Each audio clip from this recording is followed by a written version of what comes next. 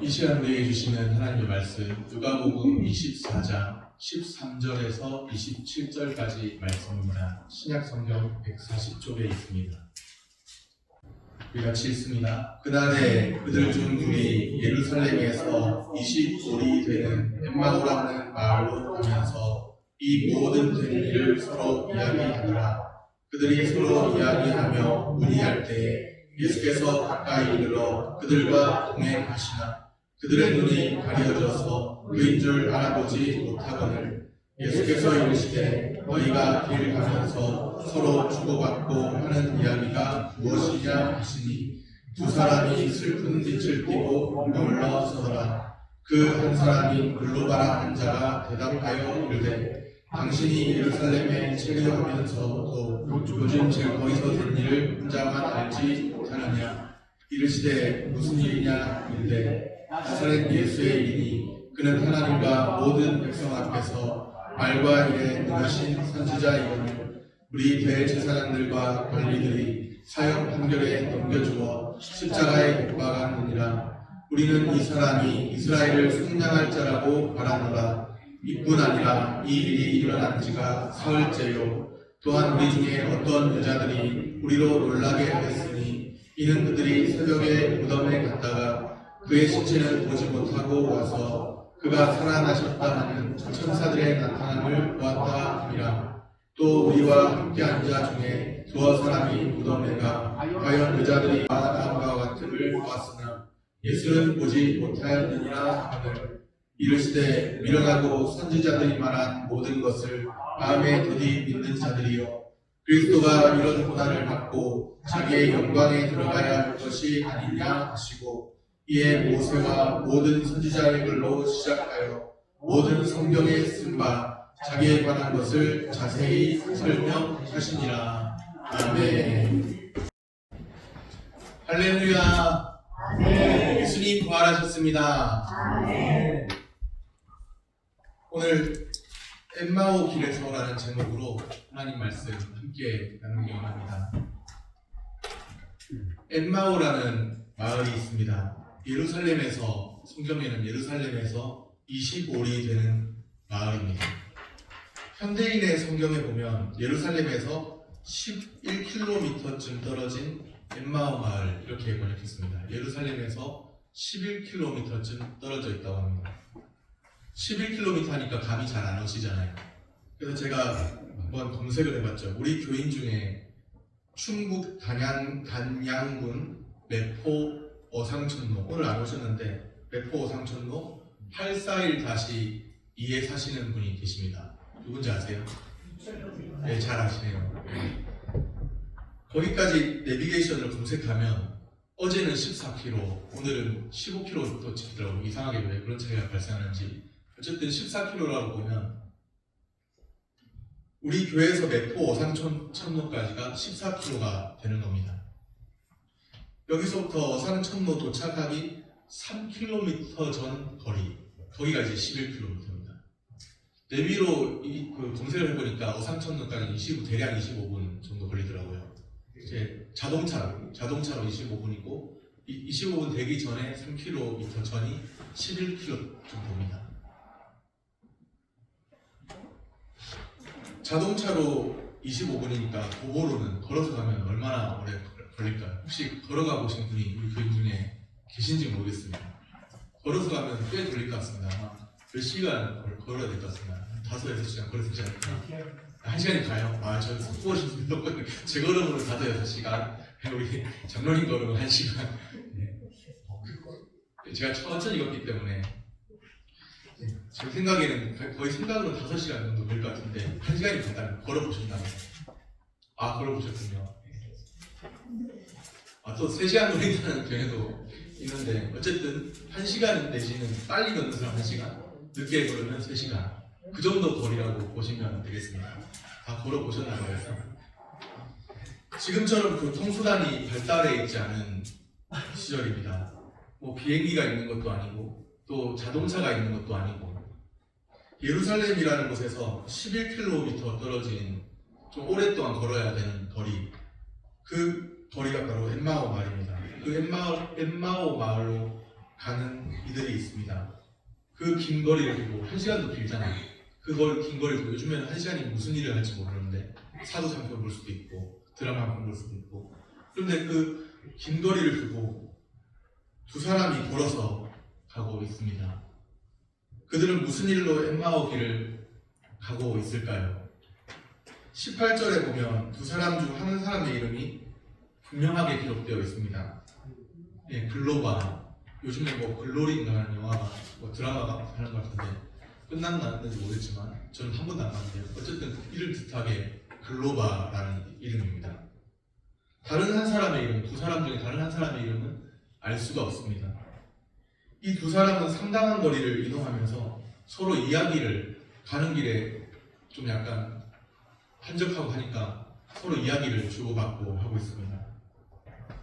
한 사람이 따라붙어서 길 가면서 서로 주고받고 하는 이야기가 무엇인가요? 그렇게 묻습니다. 어떤 사람인지 한 사람이 따라붙어서 그렇게 물어요. 그들이 슬픈 빛을 띠고 가다가 걸음을 멈춥니다. 17절에 그 장면이 기록되어 있죠. 두 사람이 슬픈 빛을 띠고 머물러 서더라. 무슨 일이 있었길래요? 슬픈 빛을 띠고 머물러 선 두 사람 중에 한 사람이 대답합니다. 최근 예루살렘에서 일어난 사건이 있습니다. 나사렛 예수에 관한 일입니다. 그들은 나사렛 예수에 관한 일로 서로 이야기를 주고받았던 것이죠. 요즘 신앙생활 잘하고 있냐? 그러면서 막 이렇게 그런데 예수님 십자가 지신 것은 알고 있냐? 막 그러면서 서로 그렇게 이야기를 하면서 또 보니까 새벽에 어떤 여자들이 나왔는데 예수님의 시체를 어떻게 됐는지 무덤이 비어있다 하더라. 막 그런 이야기를 주고받은 거예요. 나사렛 예수에 관한 일로 이야기를 주고받았습니다. 그러면 구체적으로 어떤 이야기인가? 왜 슬픈 빛을 띠고 말했나? 21절에 보니까 이 두 사람 예수님에 대해 어떤 기대를 하고 있었습니다. 예수님에 대해 기대를 걸고 있었던 거예요. 교회 나오면 뭔가 바뀌지 않을까? 교회당이죠, 정확하게 말하면. 교회당에 나오면 뭔가 달라지지 않을까? 인생이 좀 뭔가 도움이 되지 않을까? 인생에. 여러 가지 생각을 했겠죠.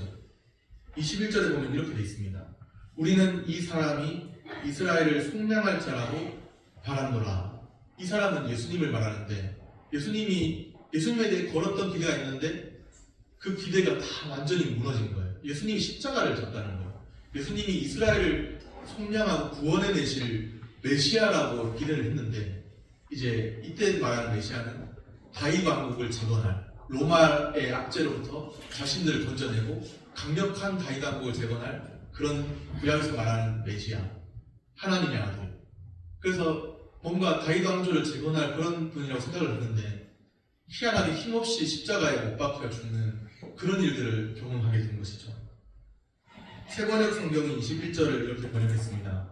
우리는 그분이야말로 이스라엘을 구원하실 분이라는 것을 알고서 그분에게 소망을 걸고 있었던 것입니다.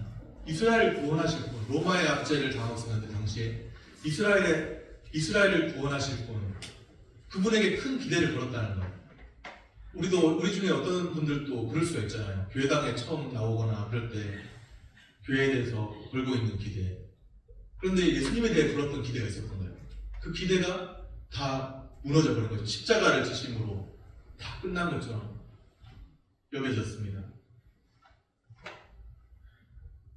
그들의 기대, 그들의 소망이 모두 무너져 버렸습니다.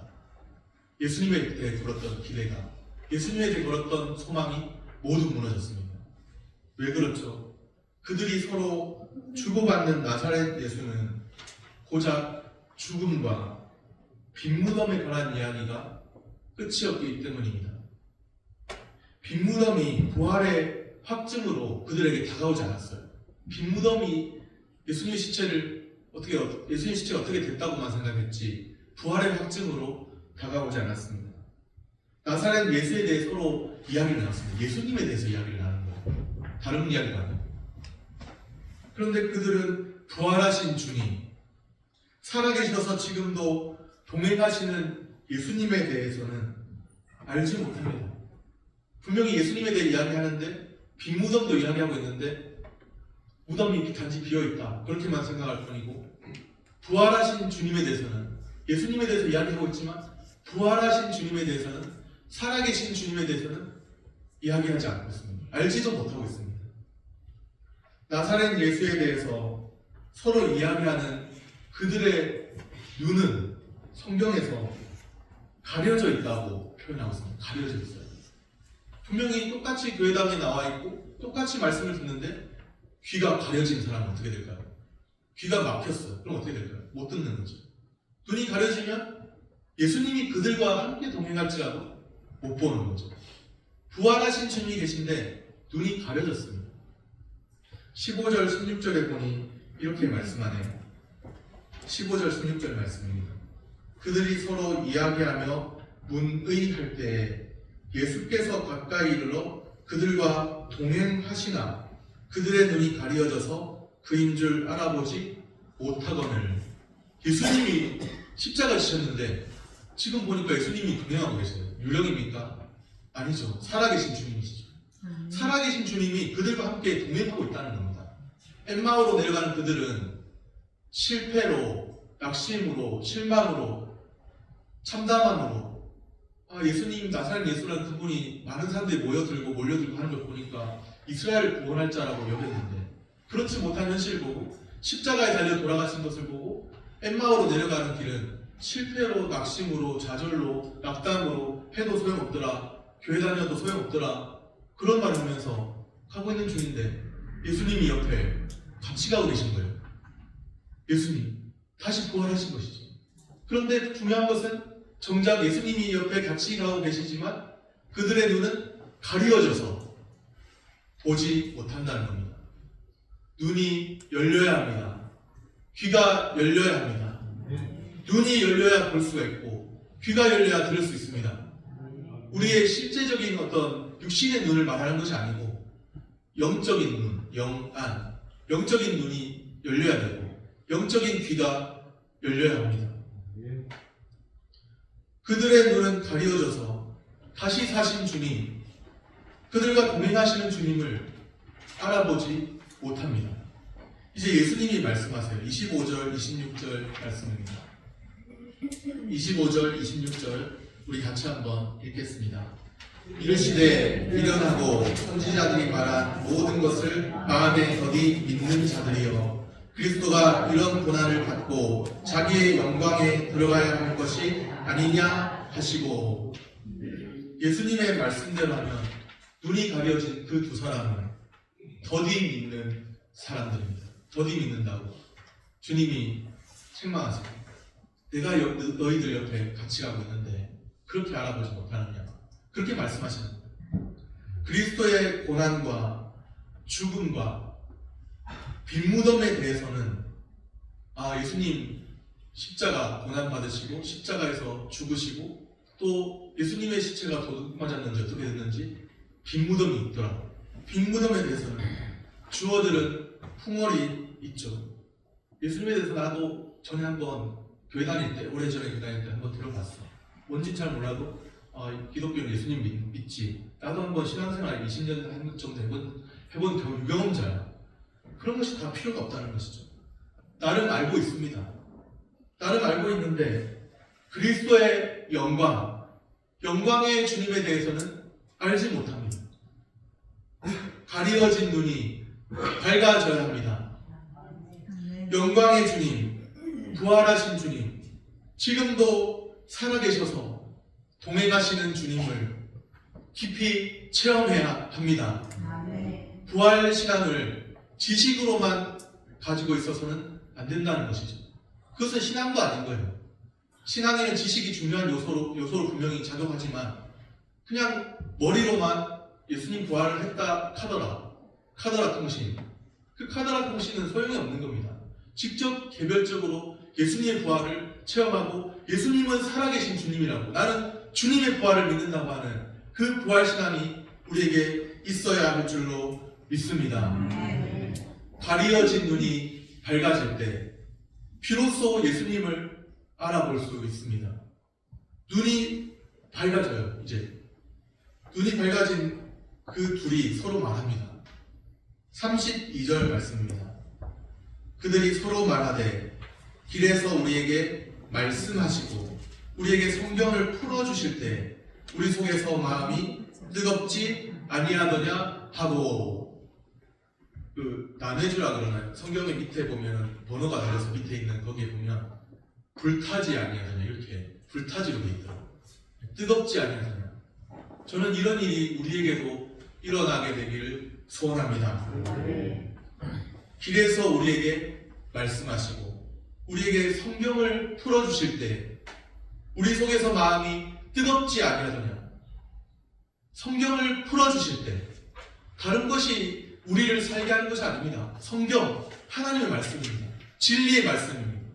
성경을 풀어주실 때 우리 속에서 마음이 뜨겁지 아니하더냐. 이런 역사가 우리 가운데 있어야 할 줄로 믿습니다. 엠마오 길에서 만난 부활의 주님, 동행하시는 주님, 그 주님을 더욱 알아가야 되죠. 엠마오 길에서 말씀하시고 성경을 풀어주셨어요. 누가요? 예수님이 풀어주신 거예요. 예수님이 직접 그들과 함께 동행하시면서 눈이 가려진 그들에게 성경을 풀어주시고 말씀하실 때 그들의 마음 점점 더 낙심에 차있던 마음이 바뀌어진 겁니다. 뜨거워진 겁니다. 성경을 풀어주실 때 속에서 마음이 뜨거워졌습니다. 오늘 우리에게도 주의 말씀이 선포될 때 사람의 말로 듣지 않고 하나님의 말씀으로 받으면서 그 말씀이 풀어질 때 우리 마음속에 믿음으로 화합하여 듣는 마음이 있습니까? 하나님의 말씀이 선포될 때 그 말씀을 들을 때 우리의 마음 속에서 뜨거워지는 불타는 마음이 우리에게 있습니까? 엠마오 길이 어떤 길인가요? 엠마오 길이 어떤 길인지 한번 생각해 보셨습니까? 예루살렘에서 엠마오로 내려가는 그 길. 엠마오 길은 어떤 길인가? 그렇게 묻는다면 그 길은 슬픔에 쌓인 사람이 갔던 길입니다. 이제 실패했다. 예수님께 걸었던 기대는 끝났다. 신앙생활 해봐야 소용없다. 그렇게 생각하던, 실패했다고 생각하는 사람이 갔던 길입니다. 오늘 우리도 슬픔에 쌓인 채 살아가는 순간이 있을지 모르겠습니다. 오늘 우리의 엠마오 길이 있겠죠. 낙심과 절망의 길. 예수님을 믿었는데 뭔가 환경이 잘 안 풀려지는 것 같은, 예수님을 믿었는데 모든 게 끝난 것 같은, 실패했다고 여겨지는 그런 순간들, 그런 상황이 있을지 모릅니다. 낙심과 절망의 길에서 예수 믿어도 소용없더라, 교회 생활해도 소용없더라, 달라진 거 없더라, 그런 낙심과 절망의 길에서 동행하시는 주님, 부활의 주님을 만나야 합니다. 가려진 눈이 밝아질 때 하는 말이 있습니다. 우리에게 말씀하시고 성경을 풀어주실 때 우리 속에서 마음이 뜨겁지 아니하더냐. 오늘 우리의 고백과 체험이 되기를 바랍니다. 불붙은 불타는 진리가 우리의 생활 속에 나타나게 되기를 소원합니다. 생명의 주님 말씀이 선포됩니다. 각 사람의 심령에 회개와 회복의 역사가 있습니다. 주의 은혜를 함께 갈망함이 있습니다. 오늘 우리 교회가, 우리 한 사람 한 사람이 진실로 그렇게 되기를 축복합니다. 생명의 주님 말씀이 선포되고 각 사람의 심령의 마음에 회개와 회복의 역사가 일어나고 주의 은혜를 함께 갈망하는 마음이 일어나고, 그리하여서 우리의 마음속에서 주의 말씀이 선포될 때 우리 속에서 마음이 뜨겁지 아니하더냐, 그런 고백이 우리 가운데 나타나게 되기를 소원합니다. 예루살렘에서 엠마오로 내려가던 사건이 있던 날, 그날이 언제일까요? 13절에 보면 그날에 그렇게 말씀합니다. 그날에는 언제인가? 그날은 언제인가? 역사전을 그날 그런 겁니까? 그날 24장 1절에 보니 안식 후 첫날 새벽에 이런 표현이 있습니다. 시간이 경과되었으니까 새벽은 아니겠죠. 안식 후 첫날로 볼 수 있습니다. 안식 후 첫날. 안식 후 첫날은 예수님이 부활하신 주일입니다. 주의 날입니다. 그러면 13절이 말하는 그날이라는 이 표현은 안식 후 첫날 예수님이 부활하신 주일에 그런 뜻이죠. 예수님이 부활하셨습니다. 그런데 참 아이러니합니다. 예수님이 부활하셨는데 여전히 슬픔에 사로잡혀서 엠마오로 내려가는 사람도 있더라고요. 예수님이 부활하셨는데. 이것이 의미하는 바가 무엇입니까? 객관적인 부활 사건이 있었다고 증언하고 있어요. 빈무덤도 그것을 확증해 줍니다. 예수님의 부활을. 객관적인 예수님의 부활 사건이 있습니다. 그런데 그 객관적인 부활 사건이 각 개인에게 개별적으로 주관적으로 적용되어야 되는데, 쉽게 말해서 예수님의 부활이 나의 부활이 되어야 하는데, 예수님은 이미 부활하셨지만 슬픔 빛을 띠고 슬픔 속에서 여전히 살아가는 사람도 있더라는 거예요. 예수님의 부활이 나의 부활이 되지 못한 거예요. 객관적인 예수님의 부활 사건이 그들에게 개인적으로 체험되지 않았기 때문에, 그래서 그들은 나 주와 함께 죽고 나 주와 함께 사는 자들입니다. 그렇게 고백하지 못하는 것이죠. 예수님의 빈무덤에 대한 소식을 정보로 들어서 알고 있습니다. 성경 지식 안 들어본 사람이 누가 있겠어요? 아마 여기 계신 분들 오래전에 어렸을 때라도 잠깐 성경 말씀 접하고 잠깐이라도 왔다가 다시 가고 뭐 이렇게 했을지도 몰라요. 정보 차원에서 하나님 말씀 성경으로 못 들은 사람이 얼마나 있을까요? 예수님의 빈무덤에 대한 소식은 이미 들어서 잘 알고 있는 거예요. 무덤이 비어졌다고 그러는데, 예수님의 죽음과 빈무덤에 대해 서로 이야기까지 했습니다. 서로 문의하고 이야기했습니다. 그런데 그들에게 빈무덤이 부활의 의미로 다가오지 않았습니다. 빈무덤은 예수님이 다시 살아나신 것을 확증하는 것인데, 그 빈무덤이 부활의 의미로 다가오지 않았다는 거예요. 그들이 주고받는 이야기를 주고받았다고 했잖아요. 길 가면서, 엠마오 길로 내려가면서. 그들이 주고받는 이야기가요, 부활과 생명을 알지 못하는 공허한 이야기에 불과했습니다. 자기들끼리 막 무슨 이야기를 하는데 부활에 대해서 알지 못하고 생명의 역사에 대해서 알지 못하고, 자기들끼리 뭔가 이야기를 하는데 치고받고 싸우고 다투고, 공허한 이야기, 부활에 대해서 알지 못하는, 생명에 대해서 알지 못하는, 서로 원망하고 불평하고 때로는 뭐 이런저런 이야기하는데 공허한 이야기, 부활에 대해서 생명에 대해서 알지 못하는 공허한 이야기였습니다. 그들이 주고받는 이야기는 공허한 이야기였습니다. 오늘 부활주일에 어떤 이야기를 나누시려고 합니까? 서로 주고받는 이야기가 공허한 이야기, 부활에 대해서 생명에 대해서는 알지 못하는, 예수 생명에 대해서는 알지 못하는, 여전히 부활주일이지만 여전히 예수 생명에 대해서는 알지 못하는 자로 그렇게 살아가시렵니까? 슬픔과 실망으로 가득한 이야기를 하며 갔던 그들이 있습니다. 예수님의 무덤이 빈무덤이라는 것은 분명 큰 의미가 있는 거예요. 그런데 빈무덤에 관한 이야기를 주고받는 것으로 충분치가 않습니다. 예수님의 무덤이 비어있다 하던데 중요한 것이지만 충분치 않은 거예요. 부활의 주님을 개별적으로 만나야 합니다. 우리가 그렇지 않으면 여전히 슬픔과 낙심 중에 여전히 자기 중심으로 그렇게 갈 수밖에 없다는 거예요. 부활의 주님 인격적으로 체험하지 않으면 나의 주, 나의 하나님이십니다. 그렇게 고백하지 않으면, 누가 그런 고백했는지 아세요? 도마가 의심할 때 다른 제자들이 다 모여있을 때 도마는 없었거든요. 그런데 그 자리에 예수님이 부활하신 주님이 나타나셨습니다. 그리고 그 뒤에 예수님 가시고 다시 도마가 왔는데 우리가 부활하신 주님 봤다. 그러니까 나는 못 믿겠다. 내가 그분의 창에 찔린 옆구리 손과 발에 내 손가락을 넣어보고 확인해보지 않으면 나는 못 믿겠어. 다른 사람들이 부활했다고 해서 나는 못 믿겠다. 그랬습니다. 그리고 나서 얼마 안 있다가 예수님이 나타나시니까, 부활하신 주님이 나타나시니까 도마가 그랬어요. 나의 주, 나의 하나님이십니다. 나의 주, 나의 하나님이십니다. 오늘 부활주일에 나의 주, 나의 하나님이라는 이 선포가 없다면, 내 영혼을 향해서 그런 마음이 없다면, 그런 고백이 없다면 부활주일을 지키는 게 무슨 의미입니까? 예수 그리스도가 나의 주님이십니다. 주는 그리스도시요 살아계신 하나님의 아들이십니다.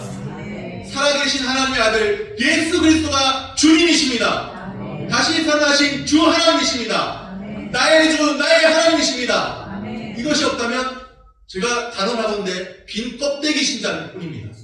부활주일에 부활 생명을 모르고 예수 생명을 모르고 그 예수님이 나의 주, 나의 하나님이라는 고백이 없다면 여전히 공허한 이야기를 하면서 나의 중심에 나의 보좌에 내가 스스로 앉아서 왕노릇하면서 그렇게 살아간다면 우리가 나누는 이야기는 자기중심적인 공허한 이야기에 불과한 거예요. 다 쓸모없는 거예요. 신앙생활할 이유가 없는 거예요. 부활주일에 나의 주, 나의 하나님이십니다. 나가서 외치고 싶은 마음, 내 속에서 성경 말씀이 풀려질 때 뜨거운 마음, 나의 주, 나의 하나님이십니다. 그렇게 만나지 못한다면 소용없는 거라는, 우리의 신앙생활은 무의미한 겁니다. 부활신앙을 인정하지 못하면, 부활신앙을 인정하지 못하면 예수 그리스도가 나의 주, 나의 하나님이 아니면 우리는 껍데기를 붙들고 있는 것에 불과합니다.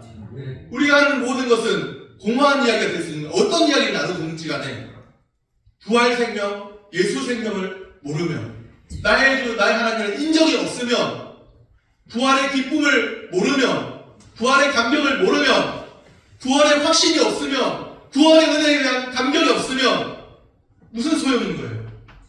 교회 생활을 왜 하는 겁니까? 교회 생활하는 이유는 도대체 뭡니까?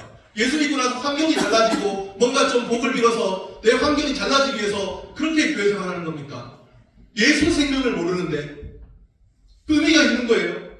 내 모든 생활 속에 모든 것이 다 풀려지더라도, 모든 상황이 다 풀려지더라도 예수 생명을 모르면 우리는 빈 껍데기를 붙들고 신앙생활하는 것에 불과하다고 분명하게 말씀드립니다.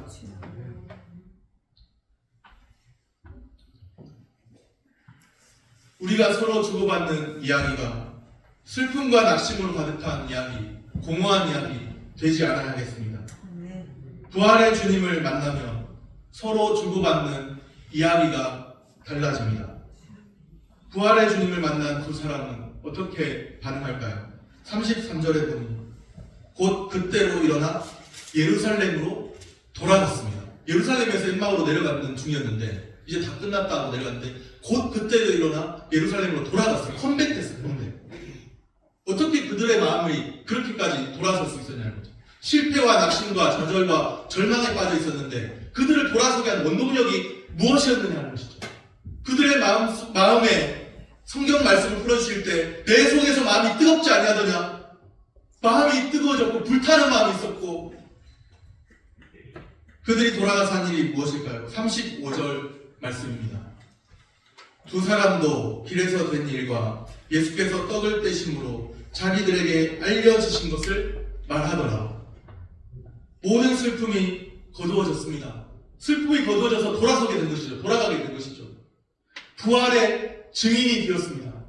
예수님이 내게 나타나셨다.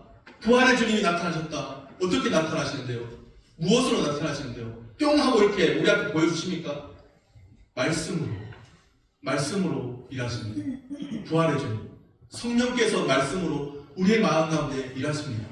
그러면 여전히 말씀이 풀어질 때 성령께서 우리 가운데 역사하시면 우리 속에서 불타는 마음이 있게 될 줄로 믿습니다. 모세가 떨기나무 앞에 서서 소명을 받는데 참 희한하게 그 산 위에 올라가서 떨기나무 같은 곳에서 부르시는 주님 앞에 서서 소명을 받는데 희한한 장면은 가까이 갔는데 내가 선 곳에서 신을 벗으라 하시면서 하시는 말씀이 그렇게 말씀하시는데 이 떨기나무가 타지 않냐는 것을 보면서 타지 않는 떨기나무라는 거예요. 타지 않는 불이 붙었으나 타지 않는 그걸 보면서 많은 생각을 봅니다. 우리 안에 불붙은 진리, 불이 붙었으나 타지 않는, 꺼지지 않는 불꽃으로 일하시는 불붙은 진리, 그 가운데 우리는 사로잡혀서 주님의 말씀에 사로잡혀서 주의 성령의 인도함을 받아서 주님 앞에 엎드려 부르심을 받은 자로 살아갈 수 없을까? 그런 생각을 해봤습니다. 불타는 타지 않는 떨기나무 앞에서 소명을 받은 모세처럼 다시 부활하신 주님이 말씀으로 우리에게 역사하실 때 꺼지지 않는 불꽃으로 우리 가운데 역사하실 때 불붙은 진리로 우리는 생활할 수 없을까? 그냥 그저 똑같이 어제나 오늘이나 내일이나 변함없이 그저 한결같이 내 욕심대로 그렇게 살아가는 모습이 그리스도인의 모습일까요?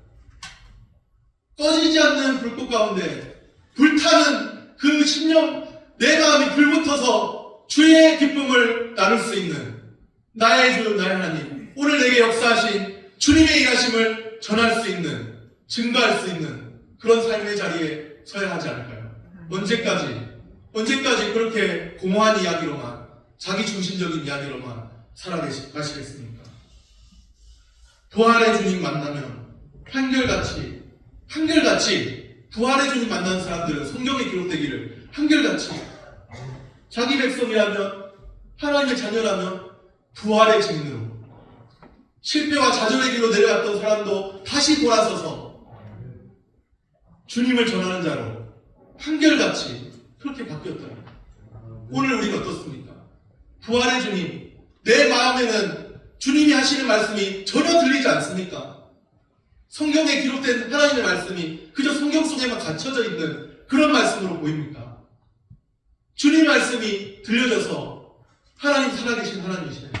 2000년의 교회 역사 가운데 많은 사람이 부활의 주님 만나고 부활의 주님으로 살아갔는데, 나 주님 앞에 엎드려 굴복하고 나의 주, 나의 하나님을 인정하면서 주님 증거하며 살아가겠습니다. 나의 생에 주님 가주사 주님 영광 나타내 주옵소서. 우리에게 그런 영광스러운 고백이 한 사람도 빠지지 않고 다 있게 되기를 소원합니다.